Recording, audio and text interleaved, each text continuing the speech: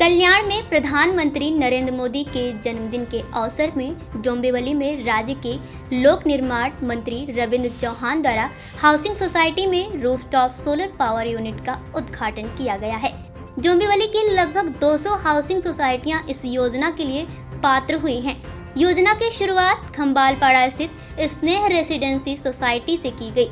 Solar power unit के उपयोग से हाउसिंग सोसाइटी के बिजली बिल में 50% की बचत होगी।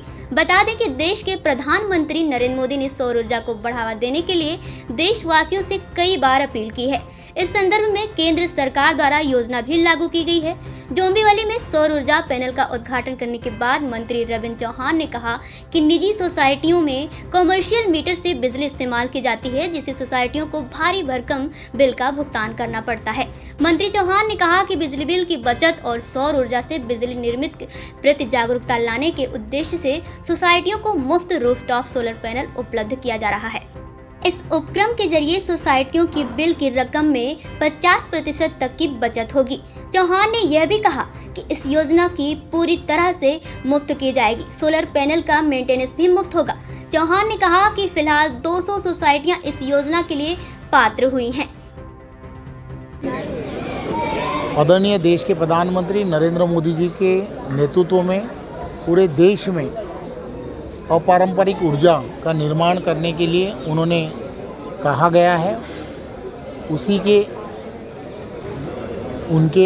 उन्होंने जिस तरीके से कहा उसलिए ही हमने हमारे मतदार संघ के अंदर डोंबिवली के अंदर सभी सोसाइटीज़ के अंदर कॉमन मीटर जिसे कहते हैं, जो कॉमन मीटर को लगने वाली जो बिजली है उसका कमर्शियल बिल आता है, उसलिए उसके सेविंग के लिए हमने उनके रूफटॉप के ऊपर बिना खर्चा किए हुए सोसाइटी को किसी भी चीज़ का खर्चा नहीं होता, ऐसा एक मॉडल तैयार किया है और उस वजह से उनके 50% सेविंग बिल में होने वाली है।